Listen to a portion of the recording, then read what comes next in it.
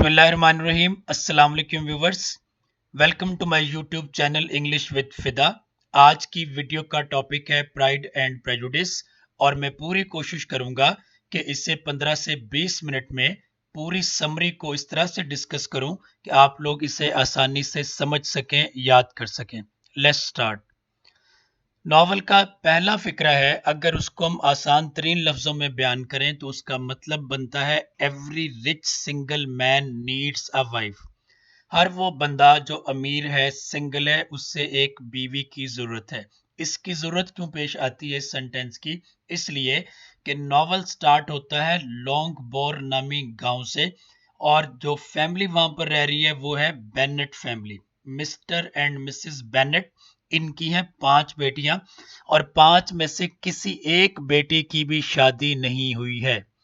तो जब इन्हें पता चलता है, खास तौर पर मिसेस बेनेट को, कि इनके पड़ोस में एक अमीर बंदे ने आके नेदरफील्ड नामी जगह को रेंट पर हासिल किया है और अनकरीब वो इसे खरीदने वाला है, इतना अमीर है, तो मिसेस बेनेट फौरी तौर पर मिस्टर बेनेट से कहती है कि आप पहली फुर्सत में इस शख्स से मिलिए और इसे यहाँ हमारे आने की दावत दीजिए ताकि उसके साथ राह रस्म बढ़े और फिर 5 में से किसी एक बेटी के साथ शादी का कोई इम्कान बने, कोई सूरत निकले।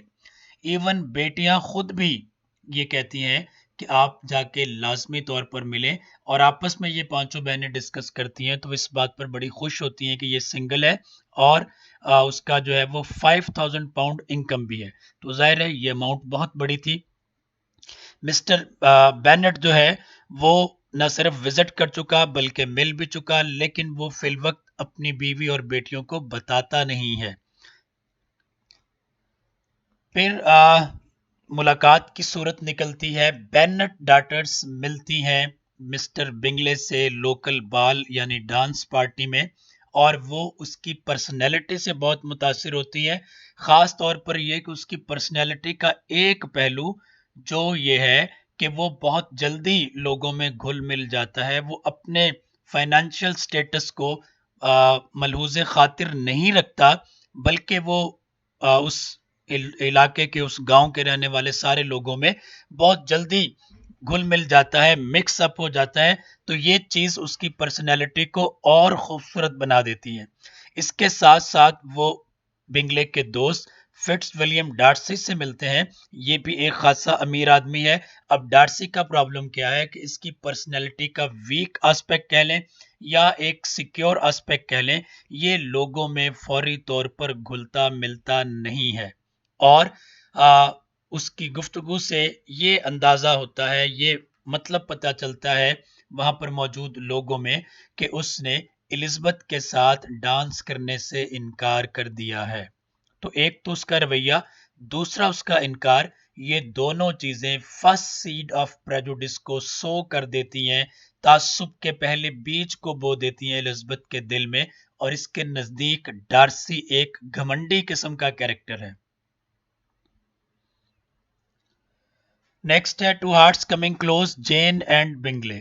जेन सबसे बड़ी बेटी है मिस्टर बेनेट की, 5 बहनों में से सबसे बड़ी बहन है और ये अपने कैरेक्टर के लिहाज से, अपनी तबीयत के लिहाज से बहुत ही पॉजिटिव सोच रखने वाली लड़की है। ये लोगों के साथ अच्छे अंदाज में मिलती जुलती है और साफ गो है, ये स्ट्रेटेजिस्ट नहीं है। तो इसका रिलेशनशिप बनना शुरू हो गया है मिस्टर बिंगले के साथ। लेकिन इस रिलेशनशिप में 2 बड़ी रुकावटें आती हैं। पहली है Bingley sisters who do not approve of Jane as a wife for Bingley because of her mother's lower status। पहली रुकावट है बिंगले की अपनी 2 बहनें, मिस कैरोलिन बिंगले, ये गैर शादीशुदा है, और मिसिस हर्स्ट जो कि शादीशुदा है। अब इसमें जहां तक कैरोलिन बिंगले की बात है, कैरोलिन बिंगले चूंकि डार्सी को पसंद करती है और वो चाहती है कि उसकी शादी डार्सी के साथ हो जाए। जब उसे पता लगता है कि एलिजाबेथ और डार्सी की आपस में कोई अंडरस्टैंडिंग डेवलप हो रही है, तो उसकी मुखालफत की एक वजह यह है। दूसरी वजह जो लोअर स्टेटस है इसकी मदर का, क्योंकि दोनों बहनों को इस बात पर बड़ा घमंड है, बड़ा गुरूर है कि ये अमीर लोग हैं। खास तौर पर कैरोलिन बिंगले को, क्योंकि इसकी एजुकेशन बड़ी एक्सपेंसिव तरीके से हुई है, और फिर ये कि इसको जो फॉर्चून्स मिली हैं, जो दौलत मिलनी है अपने पेरेंट्स की तरफ से, दैट इज 5,000 पाउंड्स। तो ये बहुत बड़ी अमाउंट थी इस दौर में। ये वो दौर है जब 1,000 पाउंड रखने वाला बंदा अमीर कहलाता था, और वो 2 मुलाजिम रख सकता था। ठीक है, अब आपके जहन में ये सवाल आ रहा होगा कि अगर 1,000 पाउंड वाला बंदा अमीर था, तो फिर मिस्टर बेनेट की एनुअल इनकम तो 2,000 पाउंड है, तो फिर ये इतना परेशान क्यों है? ये इसलिए कि इसकी प्रॉपर्टी एंटेल्ड है और इसकी सारी बेटियां ही बेटियां हैं, इसलिए ये परेशान है। तो जेन की रिलेशनशिप में दूसरी रुकावट है डार्सी। डार्सी के नजदीक जेन और बिंगले अपनी तबीयतों के लिहाज से बिल्कुल पोल अपार्ट हैं, एक दूसरे के लिहाज से ये इनडिफरेंट हैं, लिहाजा इनको आगे रिलेशनशिप में नहीं बढ़ना चाहिए। सादा लफ्जों में इन दोनों की शादी नहीं होनी चाहिए, because they possess opposite disposition. ये वीडियो है जी Pride and Prejudice major and minor characters. अगर आप कैरेक्टर्स को इजीएस्ट वे में याद करना चाहते हैं तो ये वीडियो आपकी बहुत हेल्प करेगी। ये मेरे चैनल पर जेन आस्टन की प्लेलिस्ट में मौजूद है। To protagonist in the making. अब नावल की खूबसूरती यह है कि पहले वो कैरेक्टर इंट्रोड्यूस हुए हैं जो प्रोटैगनिस्ट नहीं है। सबसे पहले इंट्रोड्यूस होता है आपके पास नेदरफील्ड पार्क में आने वाला मिस्टर बिंगले, लेकिन एक्चुअल जो मेन कैरेक्टर है वो है डार्सी और एलिजबेथ। अब इनको क्या हो रहा है? Darcy finds himself attracted to Elizabeth despite his objections to her family. He is drawn to her spirited wit and expressive eyes, and Caroline Bingley's jealous criticism of Elizabeth can do nothing to lessen Darcy's admiration. मैंने आपको पहले बताया कि इसकी किरदार की कमी क्या है एलिजबेथ की, कि ये लोगों के बारे में फौरी तौर पर एक राय कायम कर लेती है, और इसका फर्स्ट इंप्रेशन, इसकी पहली राय प्रेजुडिस्ड होती है, ताज्जुब पर मबनी होती है। लेकिन जैसे जैसे नावल अनफोल्ड होता है तो हमें अंदाजा होता है कि डार्सी एक जो है वो एक तरह की मोहब्बत में, एक तरह की रिलेशनशिप में गिरफ्तार होता जा रहा है, डेवलप करता जा रहा है एलिजबेथ के साथ, और एलिजबेथ उससे पसंद नहीं करती। कैरोलिन बिंगले इस बढ़ती हुई चाहत को, इस बढ़ती हुई फीलिंग्स को काउंटर करने के लिए वो दिल खोल के अपनी भड़ास निकालती है बेनेट फैमिली पर कि ये लोग फोड़ हैं, अनसिविलाइज्ड हैं, इन्हें जेंट्री के मैनर्स का नहीं पता।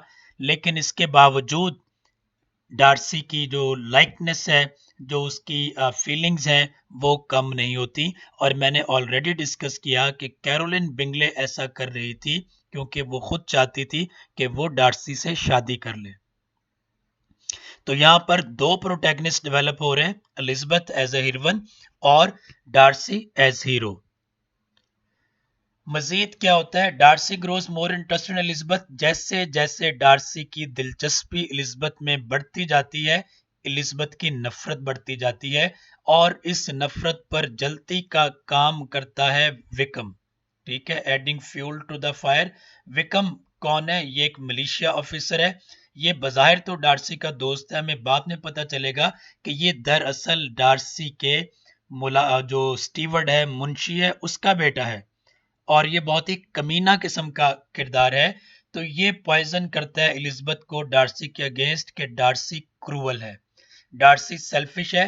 वो कहता है कि मेरे बाप की तरफ से, विकम के बाप की तरफ से जो क्लर्जी का चंदा आना था, रेवेन्यू में से उसको जो पैसे मिलने थे, वो भी डार्सी की वजह से मुझे नहीं मिल पाए।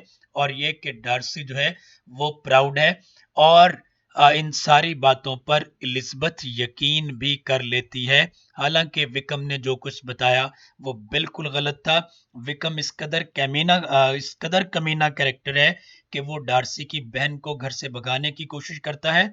डार्सी को एन वक्त पर पता चल जाता है तो डार्सी इसे रोक देता है, और ये वही कमीना किरदार है, एक घटिया सेल्फिश किस्म का किरदार है विकम, कि ये एलिजबेथ की बहन लिडिया को भगा के ले जाता है और फिर शादी करने से इनकार कर देता है।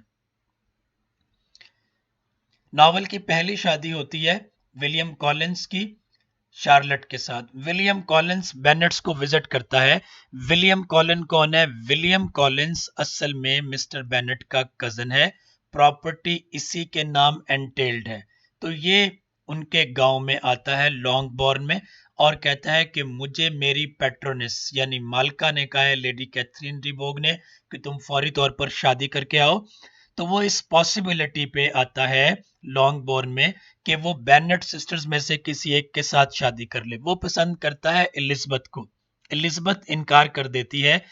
तो उसके बाद वो एलिजबेथ की दोस्त शार्लट लोकस से शादी कर लेता है। शार्लट लोकस कौन है? ये लोकस फैमिली है जो बेनेट फैमिली की नेबर में रहते हैं, और इनकी एक ही बेटी है शार्लट लोकस। ये शादी पसंद की शादी नहीं है। शार्लट लोकस सिर्फ इसलिए शादी करती है कि उसको फाइनेंशियल सिक्योरिटी मिल जाए, और इस फाइनेंशियल सिक्योरिटी की गारंटी की बुनियाद पर ही वो शादी करती है।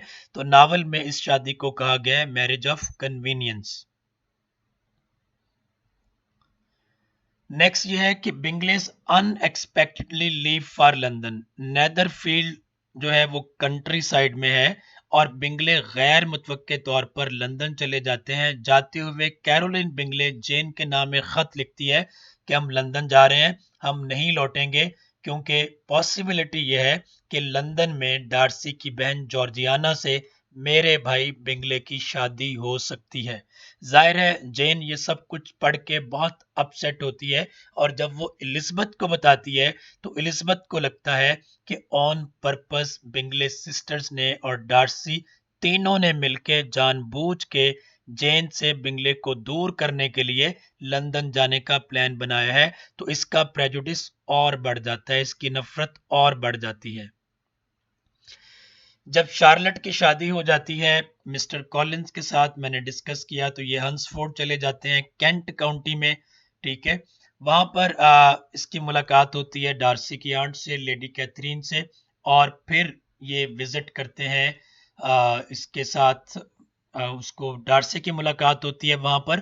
तो डार्सी के बारे में इसकी जो मिसगिविंग्स हैं वो खासी कम होती हैं, और ये बिल्कुल हैरान रह जाते हैं एक बदले हुए डार्सी पर। उसका एटीट्यूड, उसका रवैया बहुत ही प्रॉमिसिंग होता है, बहुत कंड्यूसिव होता है, बहुत वेलकमिंग होता है। तो वो उसे प्रपोज कर देता है एलिजबेथ को। ये फर्स्ट प्रपोजल होता है उसका। लेकिन चूंकि इसके दिल में विकम ने बहुत सारा जहर भर दिया था, और उसके बाद जब उसने जेन का लेटर पढ़ा था कि वो चले गए हैं, वापस चले गए हैं बिंगलेस, तो इसका ख्याल था कि इसको वापस भेजने में जहां बिंगलेस सिस्टर्स का एक किरदार था, उसके साथ साथ इसका डार्सी का भी एक किरदार था इसको वापस लंदन भेजने में, ताकि वो जेन से शादी ना कर सके। तो इस सारे बैकग्राउंड के लिहाज से वो इस प्रपोजल को रिजेक्ट कर देती है। जब डार्सी को पता चलता है कि इस रिफ्यूजल की वजह क्या है, तो वो एक लेटर में एक्सप्लेन करता है अपनी पोजीशन को, और बताता है कि उसकी एक्चुअल पोजीशन क्या है, और विकम का असल जो है वो चेहरा क्या है। तो वो खासी हैरान होती है, और सूरत हाल बदलना शुरू होती है। इसके बाद एलिजबेथ डर्बीशायर जाती है अपने मामू के साथ, द गार्डनर्स के साथ। फिर ये वहां पे पेम्बरली जाती है, ये डार्सी की स्टेट है। यहाँ एक बार फिर उनका गैर मुतवक्के तौर पर सामना डार्सी से होता है। तो एक बार फिर डार्सी, हालांकि उसको पहली प्रपोजल रिफ्यूज की जा चुकी है, तो डार्सी एक बार फिर इनको वेलकम करता है, बहुत अच्छे तरीके से मिलता है, और एलिजबेथ को अपनी बहन जॉर्जियाना से मिलवाता है, और डिनर के लिए भी इनविटेशन देता है। वो अभी भी मोहब्बत करता है। ये सब कुछ देखकर एलिजबेथ का माइंड चेंज होना शुरू होता है, उसका प्रेजुडिस मेल्ट डाउन होना शुरू हो जाता है।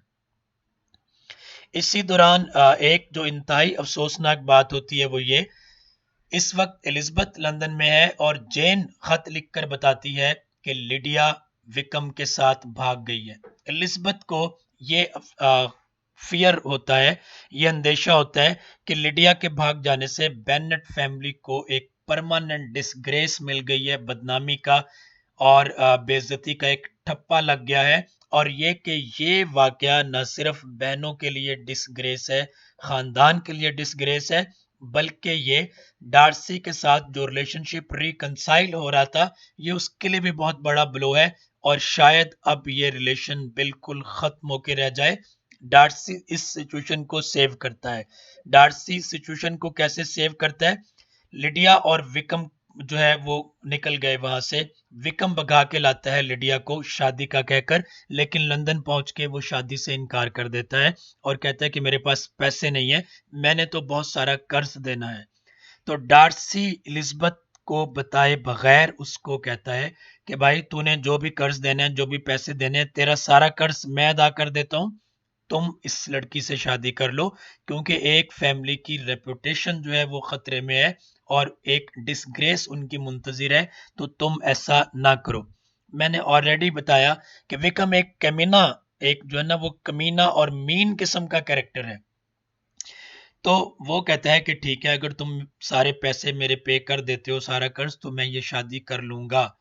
तो वो सारा कर्ज उसका पे कर देता है और इस तरह से सिचुएशन को वो सेव कर देता है। जब एलिजबेथ को पता चलता है कि लिडिया और विक्रम की शादी कैसे हुई और इस शादी में डार्सी का क्या कैरेक्टर था, क्या किरदार था, तो उसके दिल में डार्सी के लिए जो प्रेजुडिस था वो सारा खत्म हो जाता है और उसकी जगह एक अच्छे जज्बात ले लेते हैं। सादा लफ्जों में सिचुएशन लवी डवी होने जा रही है। अब ये है कि बिंगलेस वापस नेदरफील्ड आते हैं और आते ही मिस्टर बिंगले जेन को शादी का मैसेज भिजवाता है। जाहिर है ये लोग फौरी तौर पर एक्सेप्ट कर लेते हैं। शादी के लिए यहाँ पर डार्सी भी है। लेडी कैथरीन भी भागी भागी लंदन से यहाँ पर लॉन्गबोर्न में आती है और इसलिए आती है, उसका ख्याल था कि खुदा न खास्ता डार्सी और एलिजबेथ ने मंगनी कर ली है, क्योंकि ये खातून चाहती थी कि डार्सी उसकी बेटी मिस डी बोग से शादी कर ले। मिस डी बोग बीमार है, एक बीमार लड़की है, और उसका ख्याल था कि अगर डार्सी शादी कर लेगा तो उसकी बेटी के नाम एक खासी स्टेट है, प्रॉपर्टी है, तो वो सारी प्रॉपर्टी भी फैमिली में रह जाएगी। लेकिन डार्सी नहीं करता। जब ये खातून यहाँ पर पहुंचती है तो इसको पता लगता है कि दोनों की मंगनी नहीं हुई। तो ये एलिजबेथ से कहती है कि तुम हर हाल में डार्सी से दूर रहो। एलिजबेथ इनकार कर देती है। डार्सी सेकंड टाइम प्रपोज करता है एलिजबेथ को, और इस बार चूंकि एलिजबेथ जान चुकी थी कि डार्सी बहुत अच्छा शख्स है, इसने लिडिया और विक्रम की शादी को पॉसिबल बनाया, सारा खर्चा उसका पे किया, हत्ता के विक्रम के कर्जे भी पे किए ताकि वो शादी कर ले।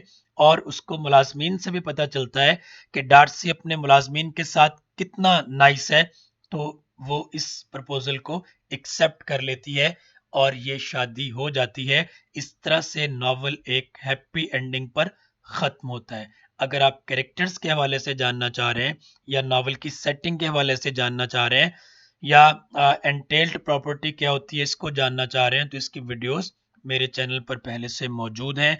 आप जाइए वहां पर प्ले लिस्ट विजिट कीजिए जेन ऑस्टन, आपको ये सारी वीडियोस मिल जाएंगी। आई होप कि नॉवल की समरी आपको अच्छे तरीके से समझ में आ गई। Thank you so much. Allah Hafiz.